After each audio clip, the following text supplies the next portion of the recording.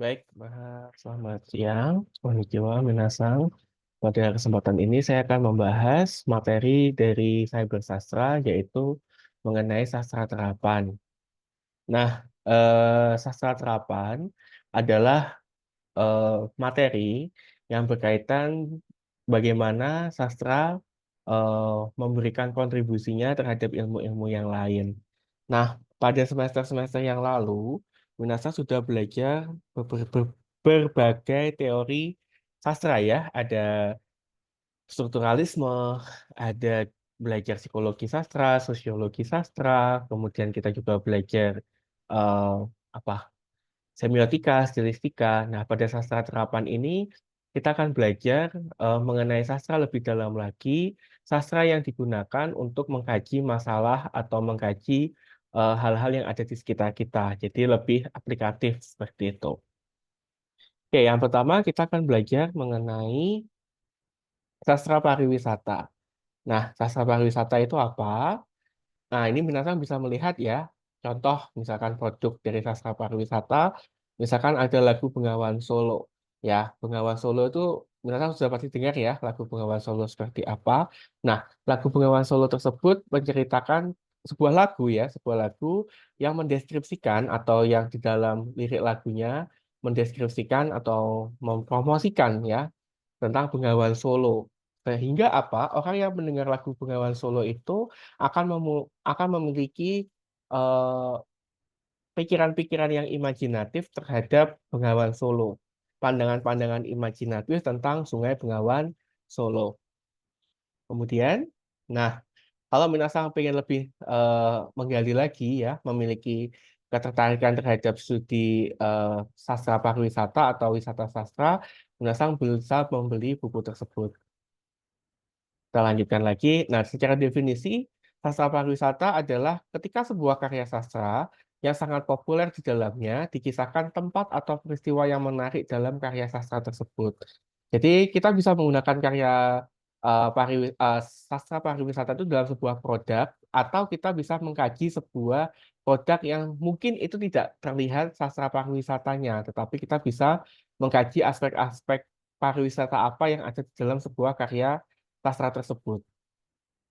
Nah, tadi saya sebutkan ya, bahwa yang namanya pariwisata, kita kan masuk ke dalam sebuah ruang atau latar yang mana latar tersebut memiliki sesuatu hal yang dianggap unik dibandingkan latar-latar yang lain. Ya, kita nggak mungkin ya, kita wisata di rumah kan nggak mungkin ya, atau misalkan wisata eh, di tempat yang tidak ada hubungannya dengan pariwisata. Maka dari itu kita bisa spesifikkan atau kita khususkan, misalkan latar dalam sastra pariwisata itu misalkan tempat peninggalan, ya benda-benda peninggalan, tempat kelahiran, misalkan museum, ya rumah, rumah di sini lebih mengarah ke rumah seorang tokoh, ya, lalu makam dan objek-objek wisata. Lebih spesifiknya seperti itu. Kemudian, ya ini ya, sastra pariwisata dan sastra perjalanan. Minasang pasti mengenal beberapa lagu yang eh, mengarah ke suatu tempat ya, yang menceritakan suatu tempat. Mau itu lagu pop ataupun lagu-lagu daerah ya, lagu-lagu koplo. Di sini saya contohkan beberapa lagu yang sebenarnya lagu tersebut tidak hanya sekedar untuk ya sudah menciptakannya hanya sekedar untuk menarik penonton, tetapi dengan lagu tersebut Minasang pasti punya apa ya, punya feeling atau punya eh, imajinasi tadi ya, membuat imajinasi Minasang itu mengarah terhadap tempat-tempat tersebut. Ya, kita coba saja eh, seperti lagunya Club Project ya, Yogyakarta. Itu kan setiap kita mendengar lagunya itu, aduh, dengar lagu ini jadi pengen ke Jogja. Nah, di situ ada aspek promotifnya kok dalam sastra pariwisata Minasang. Lah, lalu kaitannya sastra pariwisata sastra ada 4, yaitu terkait dengan promosi wisata, kuliner, pertunjukan, dan festival. Nah, ini di sini ya, pariwisata sastra yang pertama, karya sastra yang memuat wisata atau perjalanan estetis pada salah satu objek wisata yang menarik. Jadi kadang-kadang Minasang pernah mendengar suatu perjalanan ya, perjalanan seorang tokoh yang dia mencari apa ya, hakikat atau mencari, sesuatu hal dalam sebuah perjalanannya dia, itu bisa kita masukkan dalam kajian sastra pariwisata, seperti itu. Lalu yang kedua, kegiatan eksplorasi sastra yang dilakukan di beberapa tempat wisata. Dan yang ketiga, perjalanan atau kunjungan ke tempat-tempat khusus, gitu. Jadi saat kita misalkan di suatu tempat wisata, di sana kita melakukan kegiatan bersastra, ya, itu juga disebut sebagai kajian pariwisata sastra.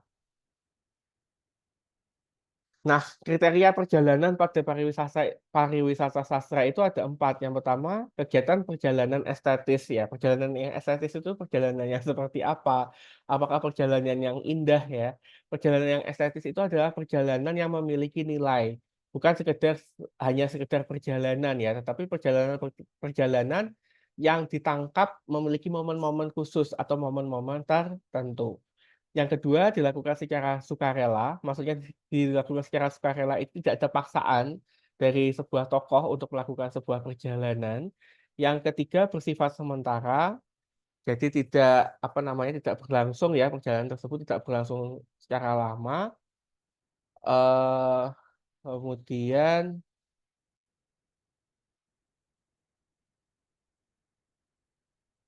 perjalanan untuk menikmati, nah ini ya perjalanan estetis, seperti itu. Nah, kemudian kita juga akan membahas mengenai ini, sastra dan usaha pariwisata. Semua kegiatan yang berhubungan dengan perjalanan wisata, pengusahaan objek dan daya tarik wisata, pengusahaan jasa dan sarana wisata. Jadi kita sekarang berpikirnya seperti ini Minasang, mungkin ada beberapa karya sastra yang bisa membantu atau bisa kita gunakan untuk mengusahakan Eee, suatu eee, suatu hal untuk mengusahakan untuk meningkatkan objek wisata tertentu, ya. Entah itu sebenarnya sudah ada ataupun tidak ada gitu ya. Maksud saya, Minasang pasti punya, objek wisata ya di daerah di sekitar Minasang. Nah, Minasang lihat, objek-objek wisata di sana itu apakah sudah apa ya, sudah maksimal promosinya. Nah, salah satu bentuk promosi yang bisa kita lakukan adalah kita menggunakan yang namanya ini, sastra pariwisata ini. Nah, sastra pariwisata ini atau usahanya itu seperti apa? Usahanya kita bisa menciptakan atau kita bisa menggiatkan, karya-karya yang berkaitan dengan pariwisata tersebut ya. Bisa karya tersebut bisa dalam bentuk film ya, atau dalam bentuk novel atau dalam bentuk musik, lagu ya, itu yang paling mudah. Lalu yang kemudian, kita juga bisa menggunakan tempat-tempat wisata tersebut untuk bersastra, ya. Jadi di tempat wisata tersebut kita bisa melakukan untuk bersastra. Mungkin, ini bisa Minasang lakukan ketika Minasang, melakukan tugas sakubung misalkan seperti itu, ya. Jadi saat Minasang datang ke suatu tempat wisata, Minasang kan di situ misalkan, bisa menuliskan deskripsi ya. Oh, tempat wisata ini seperti ini seperti ini seperti ini seperti ini, itu hanya deskripsi ya, itu secara, sastra belum ada. Nah, di sana muncullah yang namanya sastra, ya. Kalau kita ngomongin sastra pariwisata ya, jadi Sakubung yang Minasang buat itu, bagaimana Minasang selip-selipkan yang namanya nilai estetis, nilai imajinatif, misalkan seperti itu. Nah, di sini ya terus, dibahas juga terkait dengan folklore, sastra, dan pariwisata. Contohnya misalkan ini ya, wisata di Goa Kiskendo, Yogyakarta berkaitan dengan cerita wayang Ramayana. Lalu kemudian wisata di Pantai Padang berkaitan dengan mitos Malin Kundang. Yang ketiga, wisata Gunung Tangkupan Perahu di Jawa Barat berkaitan dengan mitos Sangkuriang. Biasanya saya nggak tahu ya, apakah semuanya sudah pernah ke Tangkupan Perahu? Ya, yang ada di Lembang. Eee, Dalam Tangkuban Perahu itu dulu saya pertama kali saya excited sekali karena saya pengen melihat, Tangkuban Perahu itu kan dulu katanya kawah ya, kawah gunung yang di mana awal mula terjadinya itu kan karena kok Malin sih, Sangkuriang kan marah ya, marah akhirnya, kapalnya apa ya, perahunya kan ini, oleng gitu ya, terus jadi, cekungan atau kawah yang disebut sebagai, sekarang ada wisata Tangkuban Perahu. Nah, saat saya mau ke Tangkuban Perahu, saya sudah memikirkan, sudah membayangkan nanti, Malin Kundang itu kok Malin Kundang, Sangkuriang itu kayak gimana ya? Saya sudah punya bayangan ya, sama seperti Batu Malin Kundang yang ada di di Padang ya. Nah, itu juga itu kan sebenarnya ada folklornya ya. Itu kan berdasarkan dari mitos, dari cerita rakyat. Kemudian itu dinarasikan ya, dinarasikan lalu dibuat objeknya lalu objek tersebut diusahakan sebagai objek pariwisata. Ya, kalau hanya sekedar batu saja, tidak ada ceritanya, orang juga tidak akan ingin datang gitu ya. Sama seperti Tangkuban Perahu misalkan, kalau tidak ada unsur-unsur imajinatif, tidak ada dramanya, ya nggak akan bisa datang gitu. Maka sekarang itu sebenarnya banyak orang mencari drama atau membuat drama agar orang-orang itu bisa datang ya ke suatu tempat, ke suatu tempat makan. Nanti kita kan habis ini kita ngomongin masalah gastronomi ya, masalah kuliner. Kalau kadang-kadang orang makan itu sekarang bukan seni gastronomi itu bukan cuma sekedar makan ya. Bukan cuma sekedar makan, kenyang lalu sudah, tapi kita juga mencari kira-kira di sana itu ada apa yang dijual selain makanannya? Apakah ada nilainya? Apakah ada ceritanya? Apakah ada yang dijual itu apa sebenarnya? Lah, kemudian tadi kalau kita ngomongin mitos, berikutnya kita ngomongin Siti Nurbaya ya. Di Padang ada namanya objek wisata jembatan ya, jembatan dan makam Siti Nurbaya. Nah, itu juga sama ya, kita nggak pernah tahu ini beneran makam atau jembatan Siti Nurbaya atau tidak, kita nggak pernah tahu, tapi itu ada novelnya seperti itu. Jadi kita bisa membuat sebenarnya Minasang, kita tidak dosa juga. Orang sastra itu bukan bohong ya, tetapi kita memang mengimajinasi atau kita menarasikan menarasikan sesuatu tempat atau sesuatu latar yang sekiranya latar tersebut itu mampu memberikan apa hal-hal yang bersifat promotif kepada orang-orang seperti itu. Nah, ini tadi ya yang saya sampaikan. Wisatawan ingin tahu latar belakang penulis yang melahirkan beragam budaya dalam karyanya, motivasinya. Wisatawan hendak mengaitkan pengalaman dirinya dengan lika-liku karya seorang penulis. Wisatawan ingin mempelajari sejauh mana penulis sastra mengambil jarak realitas dengan imajinasi. Wisatawan ingin tahu tentang warisan budaya penulis yang dimuseumkan. Seperti itu. Maka dari itu, saya kasih contoh ya, mungkin pertanyaan juga, apakah Museum Ghibli juga termasuk dalam sastra pariwisata? Nah, Ghibli itu kan imajinatif ya, Minasang.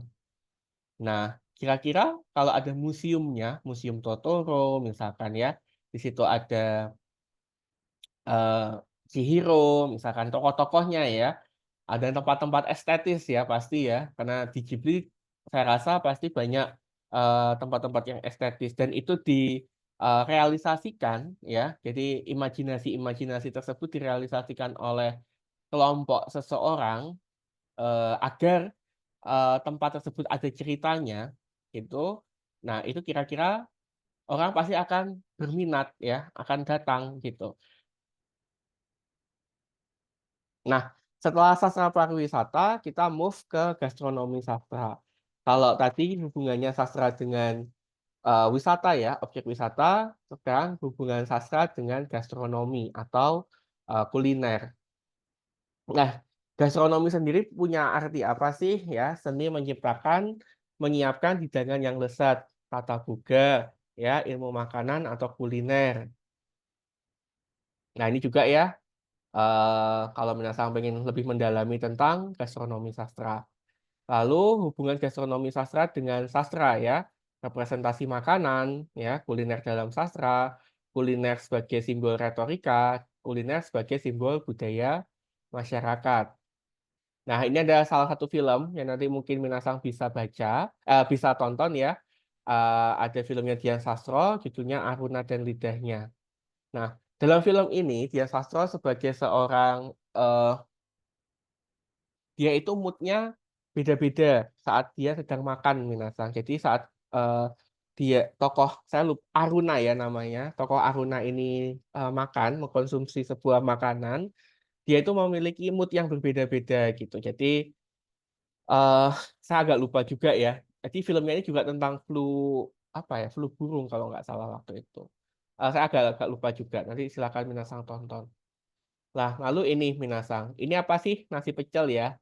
Sederhana ya minasang, di, mana-mana nasi pecel ini pasti memiliki nilai, apa ya, harga yang murah ya. Nah, dari harga yang murah ini sebenarnya nasi pecel ini punya beberapa hal yang bisa kita kaji. Yang pertama, nasi pecel terdiri dari beberapa, kondimen ya, ada peyek, ada kuluban, ada sambelnya ya, yang memiliki makna ya, makna tertentu untuk menunjukkan rasa yang variatif gitu. Kalau nggak ada peyeknya, nggak ada kriuknya gitu kan ya, nggak ada sambelnya ya gimana, nggak enak. Yang kedua, nasi pecel dalam sebuah karya sastra tidak hanya mempresentasikan budaya masyarakat, tetapi juga selera dan kebutuhan pangan dari masyarakat. Mirsa pernah, pasti di sini saya rasa pasti pernah makan pecel semua ya. Saya rasa tidak ada yang nggak pernah makan pecel ya, karena pecel kan sederhana dan bisa dimakan oleh siapa saja dengan harga yang murah. Tapi Minasa pernah nggak merasa bahwa pecel itu memiliki perbedaan yang bermacam-macam gitu ya. Jadi tidak hanya apa namanya, eee, cuma sekedar ya namanya sama, pecel, tetapi mungkin setiap daerah memiliki perbedaan dalam, pengolahan pecel seperti itu ya. Misalkan, di Madiun, pecel Madiun dengan pecel yang ada di Semarang itu berbeda, ya yang membedakan itu apa? Nah, perbedaan-perbedaan tersebut yang, apa Minasang, yang memperlihatkan, ya ini tadi, yang namanya selera, selera masyarakat, gitu ya, dan ciri khas masyarakat. Misalkan Minasang, kita ngomong yang agak beda ya, mungkin bukan pecel tapi soto deh misalkan. Kudus ya, soto Kudus itu kan sekarang mungkin sudah ada ya soto ayam, tapi kan sebenarnya soto Kudus itu yang terkenal kan karena adanya, penggunaan daging kerbau. Nah, penggunaan daging kerbau di soto Kudus itu mungkin tidak ditemukan di soto-soto yang lain, atau penggunaan koya dalam soto Lamongan, atau misalkan, penggunaan bumbu kacang yang ada di, soto Sokaraja. Nah, penggunaan perbedaan-perbedaan tersebut itu sebenarnya adalah, ini, memperlihatkan yang namanya kebutuhan pangan dan selera masyarakat. Lalu kemudian yang ketiga, nasi pecel mempresentasikan sejarah kelas sosial masyarakat, identitas, dan nilai-nilai filosofis, seperti itu.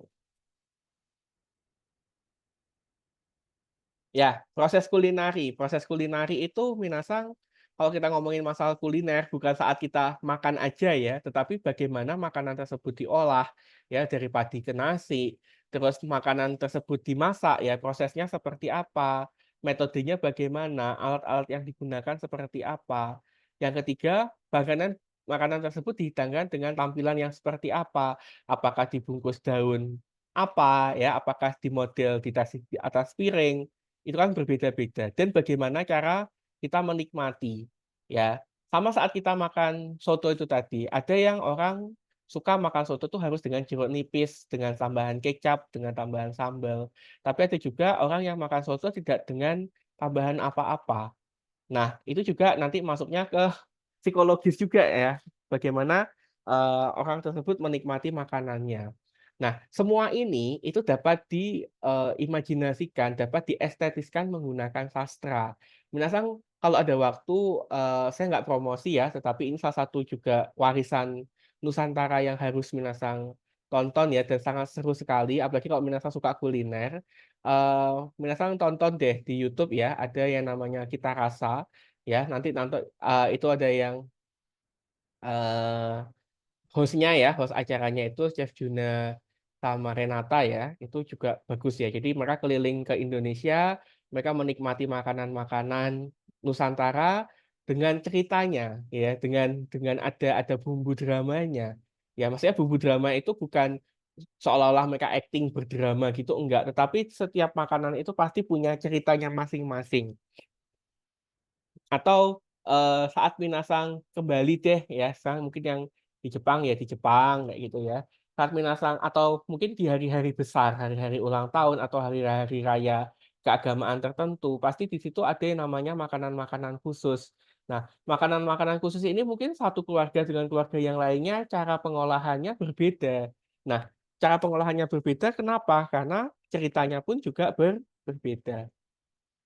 Nah ini ya, kuliner sebagai simbol retorika. Misalkan contohnya di sini ya, bakso sebagai bentuk identitas diaspora Cina dan Indonesia, ya. Lalu eksistensi makanan Jawa di Yogyakarta. Terus mengetahui karakter dari cara makan, misalkan. Nasi dan bentuk ketahanan pangan masyarakat Indonesia. Jamu dan zaman yang tergerus oleh teknologi. Dulu saya masih ya, zaman kecil masih ada mbok jamu tuh yang gendong. Muter ya, muter apa namanya, komplek rumah dari kampung ke kampung ya, jualan jamu gitu ya. Beras kencur, kunir asem, dan yang lain sebagainya. Sedangkan sekarang tidak ada, padahal itu adalah sebagai suatu cerita. Makanya dengan adanya gastronomi sastra, bagaimana eksistensi jamu gendong ini bisa muncul kembali seperti itu. Atau minasan coba nanti nonton film ya, kalau mungkin novelnya belum nonton, belum bisa membaca karena keterbatasan waktu. Kapan-kapan nanti minasan coba nonton film Madre karya Dilestari ya, saya lupa yang main siapa, kalau nggak salah Vino Gebastian. Bagaimana Vino Gebastian ini membuka suatu usaha tentang kue, ya, tentang patisserie. Nah, itu juga kaitannya juga banyak itu dengan gastronomi sastra. Dan tadi ya yang sudah saya sebutkan, jadi ringkasan ya, gastronomi sastra dan identitas masyarakat. Pertama, sastra sebagai proyeksi ketahanan pangan nasional. Dua, sastra sebagai proyeksi perjalanan rempah dan komoditi pangan. Dan yang ketiga, sastra sebagai proyeksi kebudayaan dan kebutuhan pangan. Terus di sini juga kita arahkan ya kalau ke arah ke Jepang gitu seperti apa ya. Kita juga belajar di sini tentang gastronomi sastra dan diplomasi budaya. Contohnya kuliner sebagai gastrodiplomasi dalam sastra yang terlihat dalam novel, film, anime, ataupun lirik lagu. Yang kedua, sastra sebagai media promosi budaya kuliner. Nah ini ya, kalau kita ngomongin masalah gastronomi juga pasti berkaitan dengan kesehatan. Ya, misalkan sastra sebagai media promosi makanan sehat, diet, dan sebagainya. Terus yang kedua, sastra sebagai media informasi, fungsi, bahan baku, dan rempah. Atau nanti dikenal lagi turunan dari gastronomi sastra dan kesehatan, yaitu sastra rempah minasang. Nah, poin-poin dalam gastronomi sastra yang pertama, jenis dan macam makanan. Terus yang kedua, sejarah dan perjalanan suatu makanan, proses pembuatan makanan, bagaimana display makanan, tingkat minat dan selera makanan, lalu nilai filosofis makanan. Jadi kalau minasang ketemu ya, film atau anime atau eh, novel atau lirik lagu yang berkaitan dengan makanan, ya itu bisa dikaji dari kajian gastronomi sastra gitu. Jadi saya rasa untuk zaman sekarang ya, kita tidak hanya berkutat sastra itu hanya pada tadi ya psikologi, sosiologi, itu mungkin memusingkan ya, nggak ada menariknya sensei. Nah, minasang bisa kok punya punya apa ya, punya kesempatan untuk mengkaji sastra itu secara terapannya gitu ya. Tadi kita sudah belajar wisata ya, mungkin lebih spesifik lagi saat kita Zoom nanti akan saya jelaskan lebih dengan contoh-contohnya ya. Kalau video gini kan yang penting minasang mendapatkan materinya dahulu. Lalu gastronomi sastra. Ya, belajar kuliner itu kan ya kalau suka kuliner mah asik ya. Nah, ini ya, bagaimana cara menghubungkan struktur fiksi dan gastronomi sastra. Misalkan tokoh ya. Tokoh itu siapa? Apakah dia hanya penikmat, apakah dia juga pengolah kuliner, ya, lalu kemudian latar ya, identitas masyarakat atau budaya apa yang digali dalam eh, karya sastra tersebut ya.